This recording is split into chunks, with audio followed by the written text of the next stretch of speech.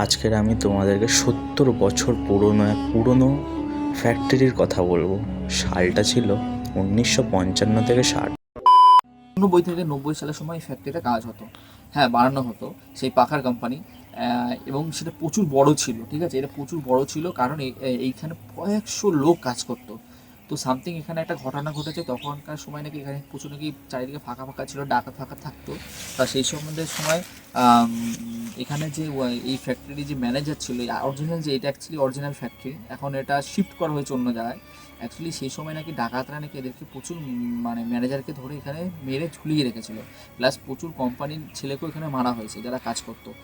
প্রায় ৭০ বছর ধরে এই ফ্যাক্টরিটা এমন অবস্থায় পড়ে আছে, ভাঙা অবস্থায়।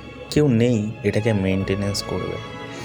এমনই চারিদিকে রং চটে গেছে, দেয়াল বেরিয়ে গেছে, চারিদিকে ময়লা গাছপালায় ভর্তি হয়ে গেছে এবং আশেপাশে বিষধর সাপে আবদ্ধ হয়েছে চারিদিকটা।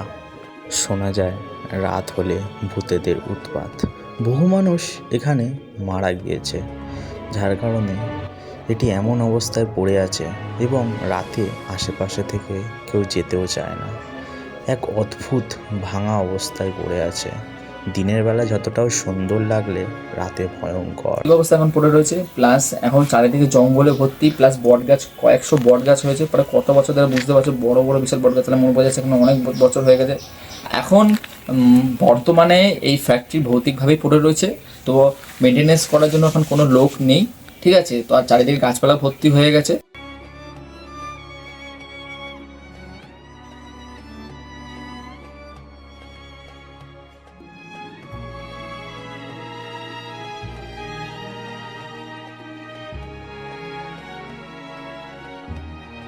আমরা এখানেই আমাদের গন্তব্য শেষ করলাম। আর যারা যারা নতুন আমাদের ভিডিও দেখছো, তারা অবশ্যই সাবস্ক্রাইব করো, যাতে পরবর্তীতে আমাদের যে নতুন নতুন যে বালেগুলো এক্সপ্লেন করে দেখাবো সরাসরি তোমাদের কাছে পৌঁছে যায়। আর আমরা বুঝতে পারি তোমরা ভিডিওগুলো পছন্দ করছো। ঠিক আছে, থ্যাংক ইউ, টাটা।